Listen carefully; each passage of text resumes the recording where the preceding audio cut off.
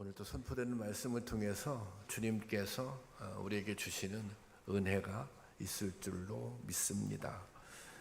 사람들은 저마다 자기만의 특별한 특징을 갖고 있습니다.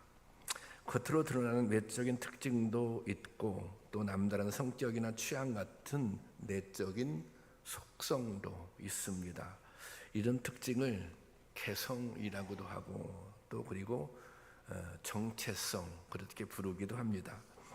예수 그리스도를 믿는 성도들에게는 예수를 믿지 않는 다른 사람들과 다른 특징이 있어야 합니다. 믿지 않는 사람들과 다른 특징, 나름의 차별성이 있어야 합니다. 믿지 않는 세상 사람들과 구별되는 그리스도인만의 특별한 무엇이 있어야 하는 것입니다. 이것을 다른 말로 하면 이른바 성도의 자기 정체성입니다. 성도는 성도로서 자기의 정체성을 가지고 살아야 합니다. 그리스도인들이 세상 사람들과 분명한 차별성을 보여주는 것은 바로 믿음입니다. 믿음은 성도의 정체성이며 신앙생활의 핵심입니다. 믿음이 없다면 신앙생활은 불가능합니다. 믿음이 없이도 교회에 나올 수 있어요. 그렇지만 그것은 신앙생활이 아니라 믿음이 없다면 그냥 취미 생활일 수 있는 것입니다. 성경은 이 믿음의 중요성에 대해서 끊임없이 강조하고 있습니다. 하나님께서 우리에게 요구하시는 것, 그것도 오직 믿음뿐입니다. 믿음은 하나님의 능력, 하나님의 권능을 공급받는 통로입니다. 믿음을 통해서 하나님의 능력이 우리에게 임하는 것입니다. 우리는 믿음으로 구원을 받아서 하나님의 자녀가 됩니다. 또 우리가 하나님의 자녀답게 살 수 있는 힘도 믿음에서 나오는 것입니다. 하나님은 우리에게 믿음의 원리에 따라 살기를 원하십니다. 그렇다면 믿음의 원리대로 산다고 하는 것은 무엇입니까? 그것은 어떤 상황 속에서도 하나님의 뜻을 구하고 그 뜻에 따라 판단하고 처신하는 것입니다. 믿음의 원리대로 산다고 하는 것은 어떤 상황 속에서도 하나님의 뜻을 구하고 하나님의 뜻에 따라 행동하고 처신하는 것, 그것이 믿음의 원리대로 사는 것입니다. 그리고 결과까지 그렇게 선택을 했어요. 그렇게 판단을 했어요. 그렇게 처신을 했어요. 그러면 그 결과까지도 하나님의 뜻으로 믿고 철저하게 순종해야 하는 것입니다. 하지만 이런 믿음의 원리대로 적용하고 실천하는 것이 쉽지가 않습니다. 믿음의 원리보다 먼저 인간의 원리, 세상적인 처세의 원리가 우리 안에 작동하고 있기 때문입니다. 돈이라든지 권력이라든지 인맥이라든지 지연, 지식, 기술, 재능 이런 것들을 따져보며 자신의 능력을 우선적으로 생각하는 그런 경향이 우리에게 있다고 하는 것입니다. 예수님께서는 인생의 모든 문제가 그 사람이 가지고 있는 능력의 문제가 아니라 믿음의 문제라고 가르쳐주고 있습니다. 그 사람이 경험하는 모든 문제, 그 문제는 능력의 문제가 아니라 믿음의 문제다. 주님께서 그렇게 말씀하십니다. 마태복음 17장 20절 말씀인데요. 함께 보겠습니다. 시작. 이르시되 너희 믿음이 작은 까닭이라 진실로 너희에게 이르노니 만일 너희에게 믿음이 겨자씨 하나일 만큼만 있어도 이 산을 향하여 여기서 저기로 옮길 것이요 또 너희가 못할 것이 없느니라. 우리는 산을 옮기는 것은 물리적인 힘이나 지식 혹은 기술이라고 생각합니다. 그렇지 않습니까? 산을 옮기려면. 그런데 주님은 이 비유를 통해 이 말씀을 통해서 분명히 일러주십니다. 믿음이 있으면 가능하다. 그렇게 말씀하십니다. 믿음은 상황을 바꾸고 그리고 우리의 인생을 새롭게 합니다. 그리고 도저히 이룰 수 없는 절망 속에서 희망의 문을 여는 힘인 것입니다. 성경에는 이 사실을 삶으로 직접 체험하고 간증한 수많은 믿음의 사람들과 그리고 사건들에 대해서 기록하고 있습니다. 오늘 우리가 읽은 본문도 그중 하나입니다. 오늘 본문에 등장하는 두 사람 있죠? 바울과 실라입니다. 오늘은 상황을 바꾸고 또 새로운 하나님의 역사를 체험한 믿음의 능력에 대해 살펴보며 은혜를 나누고자 합니다. 상황을 바꾸고 또 하나님의 능력을 체험하는 그 믿음, 그 믿음의 능력에 대해서 은혜를 나누고자 합니다. 본문은 바울과 실라가 빌립보 감옥에 갇혔던 사건에 대한 기록입니다. 바울과 실라가 멀리 유럽에 있는 빌립보의 감옥에 갇히게 된 데는 아주 복잡한 상황이 있습니다. 바울은 다메섹 도상에서 회심한 이후 일생을 전도하잖아요. 그냥 전도하는 것이 아니라 전도 여행을 하죠. 세 차례에 걸쳐서 전도 여행을 하는데 이 신라는 2차 전도 여행 때부터 동행을 합니다. 근데 바울은 전도 여행을 하면서 이제 2차, 1차 전도 여행을 할 때 바울이 방문했던 교회들이 있잖아요. 그 교회들을 둘러봅니다. 그 다음에 소아시아 지역으로 다니며 복음을 전하기로 계획을 세웠습니다. 이 소아시아는 지금의 터키 북부 지역입니다. 그런데 바울이 계획을 세웠어요. 바울이 아마도 기도하면서 계획을 세웠을 것이에요. 그런데 이 소아시아로 가는 길이 자꾸 막힙니다. 바울과 실라는 결국 반대 방향인 드로아 지역으로 내려가게 됩니다. 여기서 바울은 하나님께서 보여주신 환상을 보게 됩니다. 바울이 본 환상은 마게도냐 사람이 건너와 우리를 도와달라고 간청하는 모습입니다.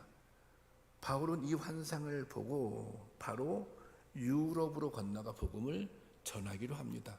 그래, 하나님의 뜻이, 하나님의 명령이, 하나님의 지시가 소아시아가 아니라 나의 계획은 그런 것이었었는데 하나님의 뜻은 이 유럽에 가서 마게도니아에서 복음을 전하라고 하는 것이구나. 이제 그렇게 이 복음의 그 여행의 진로를 바꾸게 됩니다. 사도행전 16장 10절 말씀인데요. 함께 보겠습니다. 시작.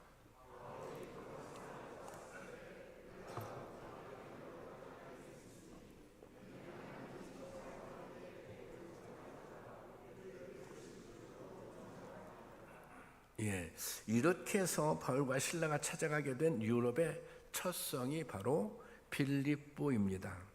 그런데 이 빌립보에서 복음을 전하던 중 바울과 실라는 위기를 맞게 됩니다. 그것이 이제 오늘 본문 상황인데요. 빌립보 성에는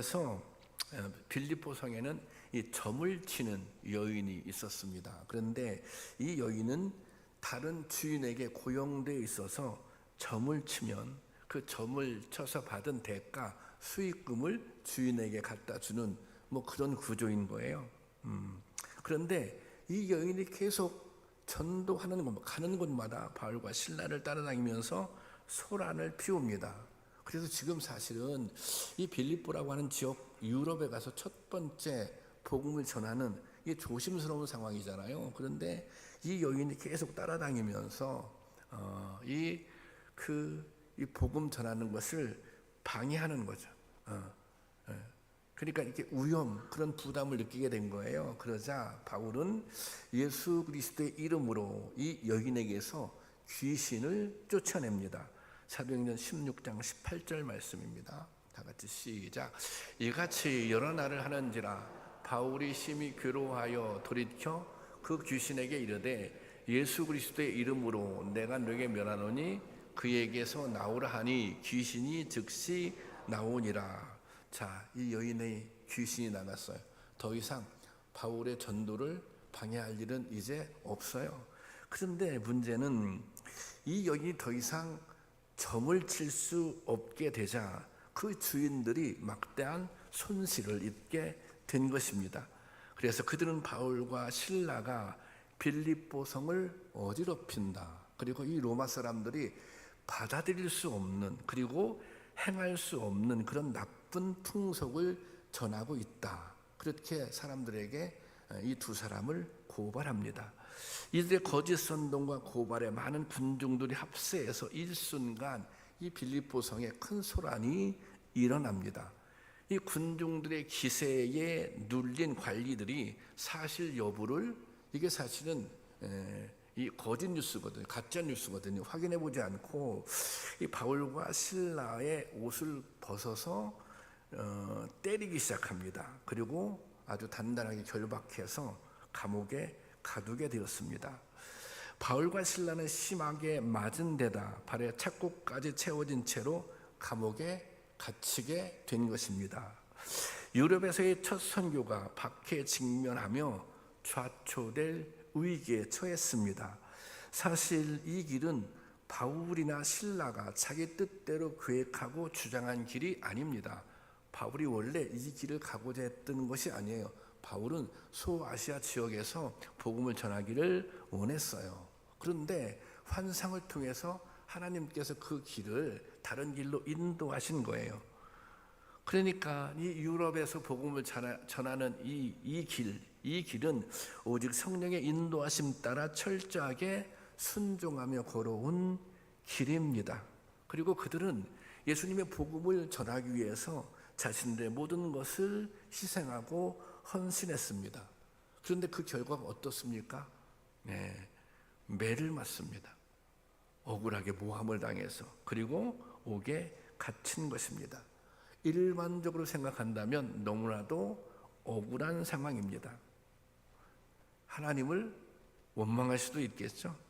또한 당장 어떻게 될지 미래를 알 수 없으니 두렵고 절망적일 수밖에 없습니다. 그런데 바울과 실라는 이런 상황 속에서 그 누구도 생각하지 못할 뜻밖의 행동, 뜻밖의 모습을 보입니다. 그 모습이 어떤 모습이에요? 사도행전 16장 25절 말씀입니다. 함께 보겠습니다. 시작. 한밤중에 바울과 실라가 기도하고 하나님을 찬송하며 죄수들이 듣더라. 우리가 한밤중에 바울과 실라가 기도하고 여기까지는 이해가 가능해요. 그런 위기를 만났으니 하나님께 도우심을 간구할 수도 있겠죠. 근데 뒤에 보면 하나님을 찬송했다 그랬어요. 하나님을 원망한 것이 아니라 하나님을 찬송했다. 내일이면 어떤 일이 벌어질지 알 수 없고 이미 심한 매를 맞아 몸이 만신창이가 된 상황입니다. 그런데 이런 상황에서 바울과 실라가 한 것은 기도하고 그 다음에 하나님을 찬송하는 것이었습니다. 이것은 바울과 실라가 어떤 사람이며, 아까 정체성 얘기했잖아요. 자기 자신의 정체성을 보여주는 거예요. 나는 이런 사람이다. 그리고 무엇을 힘으로 살고 있는지를 분명하게 보여주고 있습니다. 바울과 실라는 오직 믿음으로 사는 사람들입니다. 바울과 실라는 하나님이 주시는 힘, 하나님이 주시는 능력을 덧입어 사는 사람들입니다. 그들에게는 오직 예수 그리스도만 있습니다. 그래서 사는 것도 죽는 것도 하나님께 맡겼습니다. 바울은 빌립보서에서 이렇게 고백하고 있어요. 빌립보서 1장 20절 21절 말씀입니다. 다 같이 보겠어요. 시작. 나의 간절한 기대와 소망을 따라 아무 일에든지 부끄러워하지 아니하고 지금도 전과 같이 온전히 담대하여 살든지 죽든지 내 몸에서 그리스도가 존귀하게 되게 하려 하나니 살든지 죽든지 내 몸에서 그리스도가 존귀하게 되게 하려 하나니. 그 다음 절 다 같이 시작. 이는 내게 사는 것이 그리스도니 죽는 것도 유익함이라. 내가 죽음에 연연하지 않겠다는 거예요. 그 죽음을 통해서 그리스도의 영광이 드러날 수 있다면 그것 또한 감사한 일이다. 그렇게 고백하고 있는 것입니다. 여러분, 이것이 믿음으로 사는 인생입니다. 바울은 모든 것을 온전히 하나님께 맡겼습니다. 그리고 하나님의 뜻에 순종하기로 작정했습니다. 그리고 하나님 뜻에 맡겼으니, 그리고 그 뜻에 순종했으니 하나님의 인도하심도 믿었던 것입니다. 설령 결과가 나의 뜻과 다를지라도 하나님이 하시는 일이면 그것이 옳습니다 하는 믿음이 바울에게 있었던 것입니다. 내가 하나님의 뜻에 순종했거든요. 그런데 지금 이 상황이 바울이 원했던 결과가 나온 게 아니잖아요. 하나님의 뜻에 순종해서 빌립보 성에 가서 복음을 전하는데, 그럼 사람들이 막 환영하고 환대하고, 물론 일부 그런 사람도 있었어요. 근데 지금 감옥에 갇히게 된 거 아닙니까? 수없이 매맞고. 그것은 바울과 실라가 원했던 뜻이 아니에요. 그럼에도 불구하고 여기에 뭔가 하나님의 뜻이 있다, 하나님의 인도하심이 있다, 그렇게 그들은 믿었던 것입니다. 왜냐하면 하나님은 언제나 선하시며 언제나 오르신 분이기 때문입니다. 바울과 실라는 이 믿음, 하나님이 함께 하시고 하나님의 우리의 길을 인도하신다, 이 믿음과 고백으로 절망을 이기고 공포를 이겼습니다. 위기의 순간이 다가오자 탄식과 걱정이 아니라 기도와 찬양으로 하나님을 바라보았습니다. 기도하며 찬양하며 그 공포를 이겨냈다고 하는 것입니다. 저도 목회를 하면서 이 찬양을 통해서 힘을 얻었던 많은 순간들이 있습니다. 제가 도시교회에서 한 10년 정도, 만 9년인가 10년 정도 부목사를 했어요. 그리고 그 교회 상황이 제가 이제 단독 목회를 나가야 할 그런 상황이 됐어요. 담임 목사님이 저에게 농촌에 있는 한 교회를 소개시켜 줬는데, 제가 이곳에 오기 전에 사역하던 교회입니다. 한 40명 정도 성도들 모이는 아주 시골에 있는 교회였습니다. 그때 저는 생각하기를, 제가 부목사의 경험도 있고 도시에서 목회했고 그러니 저는 도시에서 목회를 하고 싶었습니다. 또 그게 저에게 맞는다, 제 사역에 맞겠다, 그런 생각을 했어요. 그리고 사실 저희 아내는 제가 교회를 많이 옮기진 않았지만 이 사역지를 옮긴다고 얘기할 때 한 번도 토를 단 적이 없어요. 반대를 한 적이 없어요. 그곳이 어떤 곳이냐, 그곳에 성도들이 몇 명이 모이느냐, 그거 한 번도 물어봤던 적이 없어요.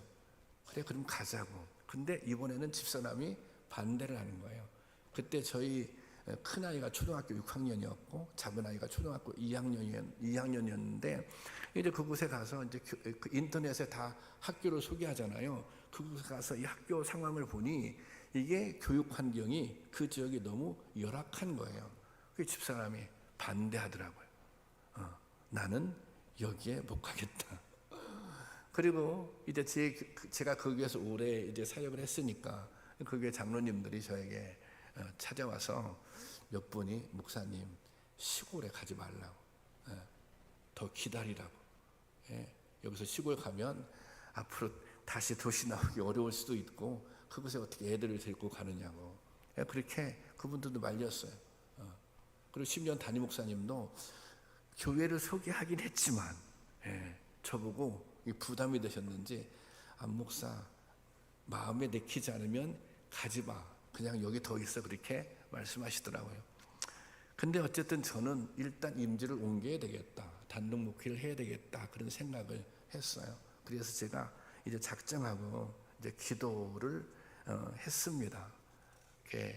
새벽에도 기도하고 또 낮에 나가서 저녁에 기도하기도 하고 저녁에 나가서 기도하기도 하고 그랬는데, 그러던 중 이제 새벽에 제가 기도를 하는데 갑자기 이렇게 막 찬양이 나오는 거예요. 찬양이. 그러니까 기도하는데 그 찬양은 제가 즐겨 부르던 그런 또 찬양, 잘 알고 있는 찬양이 아니었습니다. 근데 그 찬양이 어떤 찬양이었냐면, 찬송가 324장인데 예수 나를 오라 하네. 그 찬양이에요. 예수 나를 오라 하네. 예수 나를 오라 하네. 어디든지 주를 따라 주와 같이 가려네. 주의 인도하심 따라 주의 인도하심 따라. 그 다음에 어디든지 주와 함께 가려네. 이 찬양이에요. 324장 1절. 그런데 이 찬양을 계속 하게 하는 거예요. 제가 잘 알고 있는 찬양도 아닌데, 그래서 제가 1절과 4절까지 있는데 제가 4절까지 가사 내용도 몰라요. 1절만 계속 반복해서 주의 인도하심 따라 어디든지 주와 함께 가려. 예수 나를 오라네. 이 찬양 계속해서 내가 부르고 싶어 부르는 게 아니라 반복해서. 저는 아주 신기한 경험이죠. 아마 기도하는 분들은 그런 경험이 있을 분도 있을 거예요. 제가 그때 이것이 하나님의 응답이다. 그래서 제가 그 찬송가를 펼쳐봤어요. 그 찬송가를 펼쳐봤더니 4절에 보면 가사가 주가 크신 은혜 내려 나를 항상 돌보시고 크신 영광 보여주며 나와 함께 가시네. 이런 구절인데 이 구절 또한 제가 은혜가 되더라고요. 그래, 내가 가는 길이 주님께서 인도하시는 길이지. 그 주님께서 크신 영광을 보여주시며 나와 함께 가시는 분이지. 그래서 제가 정말 시골 교회에 가게 됐습니다. 이게 한 30년 전에 저에게 일어난 그 하나님의 놀라운 역사인데, 저는 그때 너무 강력하기 때문에 항상 이 찬양에 대한 기억이 있어요.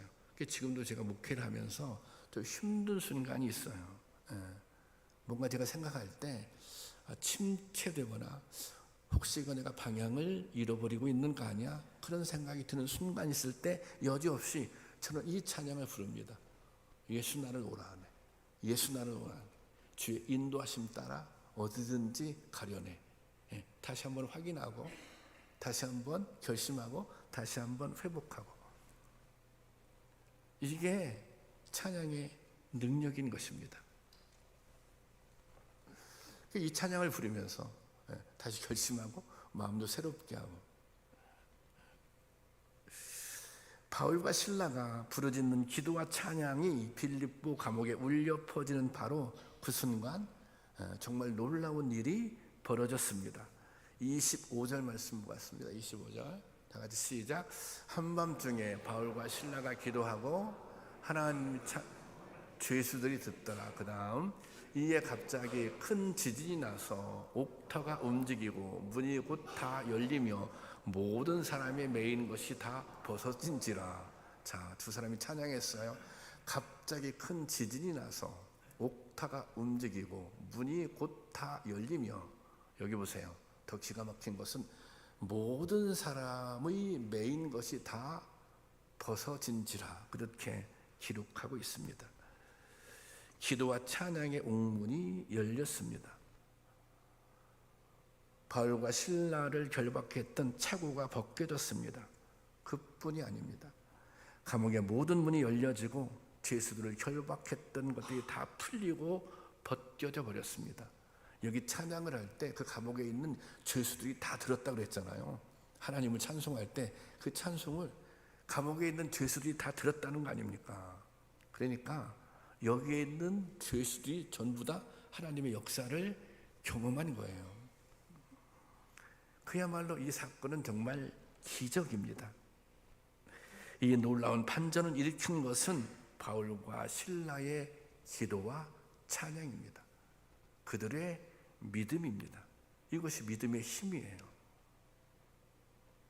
이것이 기도와 찬양의 힘인 것입니다. 우리가 하나님께 기도하고 구하는 것이 현실이 된다면 이것이 곧 기적인 것입니다.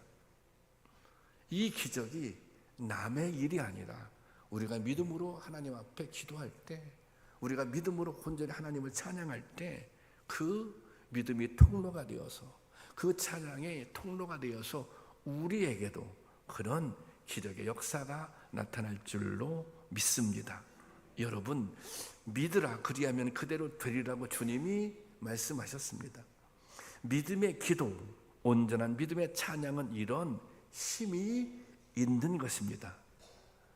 이 믿음의 역사가 우리 모두에게도 임할 수 있기를 주님의 이름으로 축원합니다. 바울과 실라의 찬양으로 감문이 열리고 죄수들의 결박이 풀어졌을 때 가장 당황한 사람들이 누구였겠어요? 간수들입니다. 아니 옥문이 다 열리고 이게 지금 이게 죄수들이 다 자유의 몸이 된 거 아니에요? 그럼 간수가 책임을 져야 되잖아요. 그러다 이 간수가 두려운 나머지 앞으로 미래에 일어날 자신에게 일어날 두려운 나머지 거기서 그냥 스스로 목숨을 끊으려고 합니다. 그때 이 바울이 이 간수를 부릅니다. 간수를 부르자 간수가 바울 앞에 와서 탁 무릎을 꿇습니다. 무릎을 꿇고 이렇게 물어봐요. 사도행전 16장 30절 말씀 다 같이 보겠습니다. 시작. 그들을 데리고 나가 이르되 선생들이여 내가 어떻게 하여야 구원을 받으리까 하거늘. 이 간수가 물어보는 거예요. 우리가 어떻게 하면 구원을 얻겠습니까? 이 간수는 옥문이 깨어지고 옥문이 열리고 찾고 깨어지는 이 모습을, 이 역사를 통해서 하나님을 경험하게 되는 거예요. 그래서 물어본 거예요. 어떻게 하면 구원을 얻겠느냐고. 그러자 바울이 대답을 해줍니다. 오늘 본문 있는 장 31절 보겠습니다. 시작. 이르되 주 예수를 믿으라 그리하면 너와 네 집이 구원을 얻으리라 하고. 그리고 그 다음에 보세요. 시작. 주의 말씀을 32절까지 시작. 주의 말씀을 그 사람과 그 집에 있는 모든 사람에게 전하라. 바울이 이 간수가 주님을 영접하고 자신뿐만 아니라 그 집에 있는 모든 가족들에게 복음이 전해졌습니다. 이것은 유럽에서 첫 선교가 새롭게 확장되고 전진하는 놀라운 순간입니다. 그런데 이 역사를, 이 말씀을 묵상해 보면서 이 역사를 살펴보면서 뭔가 이 역사를 보면 이면에 또 하나의 귀중한 하나님의 이 섭리가 숨어져 있습니다. 이제 바울이 그 간수의 집에 가서 복음을 전하고 가족들에게 다 세례를 줘요. 세례를 준 다음에 그 다음에 어떻게 하냐면 다시 감옥으로 돌아와요. 그냥 자유의 몸으로 돌아다니는 것이 아니라 그것은 어떻게 보면 간수를 위한 행동이기도 하죠. 그런데 여기서 이 바울은 원래 로마 시민권을 가지고 있습니다. 로마 시민권을 가지고 있는 사람은 이 재판이 없이 함부로 옥에 가둬서는 안 됩니다. 재판이 없이 무슨 형벌을 가해서도 안 됩니다. 큰일이 이게 특권이에요. 로마 시민권을 가지고 있었던 사람들이었던. 그래서 바울이 관리에게 찾아가서 내가 사실은 로마 시민권을 가지고 있는 사람이다. 너희들 나한테 잘못했다. 너희들 나한테 사과해야 된다. 그렇게 요구를 합니다. 그럼 우리가 생각해 보면 바울이 처음에 이 관리들에게 잡혔을 때 나는 로마 시민권을 가지고 있는 사람이야. 그러면 매 맞을 일 없어요. 감옥에 갈 일 없어요. 이게 고통당할 일이 없어요. 그런데 그렇게 말하지 않아요. 그렇게. 이 반면에 바울이 또 이 로마의 이 압송에서 그 로마에 가서 이 복음을 전할 때가 있는데 그때는 밝혀요. 나는 로마 시민권을 가지고 있어. 예루살렘에서 너희들이 나를 재판할 수 없어. 내가 로마에 가서 재판을 받을 거야. 이럴 때는 자신이 로마 시민권임을 밝혀요. 왜 밝혀요? 그것은 바울의 목표가 이 로마 황제 앞에 가서 복음을 전하는 것이기 때문에 그때는 밝혀요. 여기서 안 밝혔단 말이에요. 바울이 왜 안 밝혔을까? 밝히면 고난당할 일이 없잖아요. 매맞을 일이 없잖아요. 그런데 가만히 생각해 보면 만약에 바울이 여기서 감옥에 갇히지 않았다면 바울이 하나님의 역사를 볼 수 있었겠어요? 그 감옥에 갇힌 모든 사람들이 하나님의 역사를 볼 수 있었겠어요? 그리고 또 이 간수의 가족들이 주님을 영접할 수 있었겠어요? 그러니까 이 바울이 감옥에 갇히는 것, 바울이 이렇게 고난받는 것, 거기에도 하나님의 계획이 있다는 거예요. 바울은 그것을 인정했고 그 뜻을 받아들였기 때문에 굳이 거기서 내가 로마 시민권을 가지고 있는 사람이다, 이것을 밝히지 않았던 것입니다.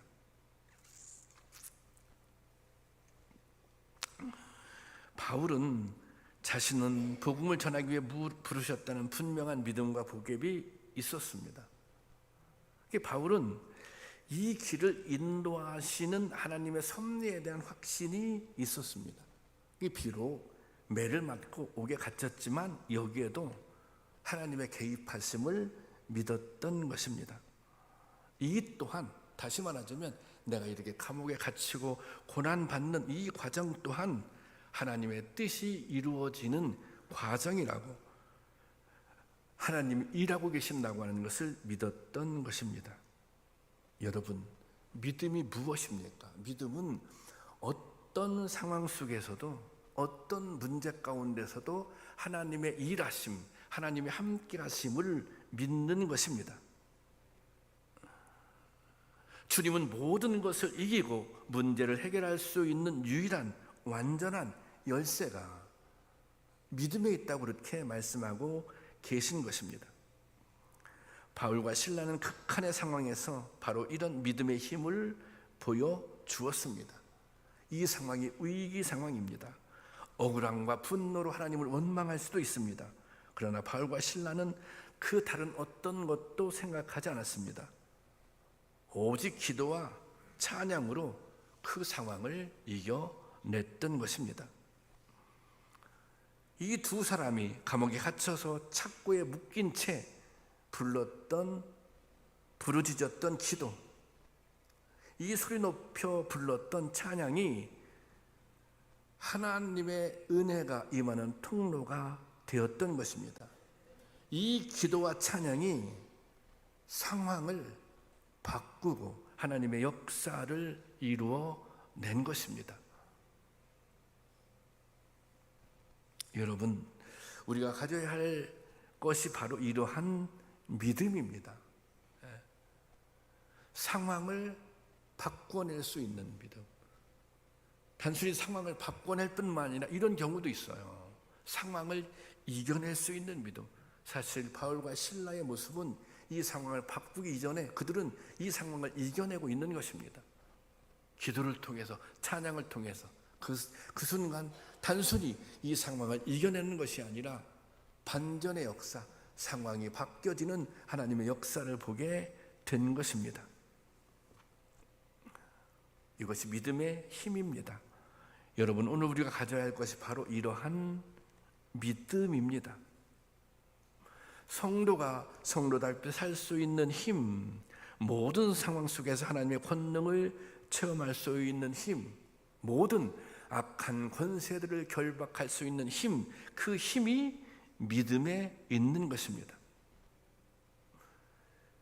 그런데 여러분 아십니까? 믿음을 가진 성도에게는 반드시 나타나는 게 있는데 그 증거가 나타납니다. 믿음에는 그 믿음의 증거가 나타나는 거예요. 여러분들 신앙생활 하시면서 어려움 당한 경험이 있잖아요. 어떤 문제 부딪혔던 경험이 있잖아요. 그 상황 속에서 믿음을 가지고 경험했던 기억이 있잖아요. 그래서 어떤 기억도 있어요. 응답받은 기억도 있잖아요. 그 과정에서 하나님께서 증거를 보여주셨잖아요. 믿음에는 반드시 믿음의 증거가 있는 거예요. 그래서 우리가 더욱더 믿음으로 살아갈 수 있는 힘을 얻는 것입니다. 여러분, 주님이 함께 하시면 어떤 상황에서도 두려울 것이 없습니다. 주님이 길이기 때문입니다. 주님이 힘이기 때문입니다. 주님이 희망이 되시기 때문입니다. 주님께 생명이 있기 때문입니다. 이런 믿음, 이런 고백이 우리 가운데 있기를 원합니다. 믿음으로 상황을 바꾸고 사탄의 시험을 능히 이기며 승리를 경험할 수 있는 우리 모두가 될 수 있기를 주님의 이름으로 축원합니다.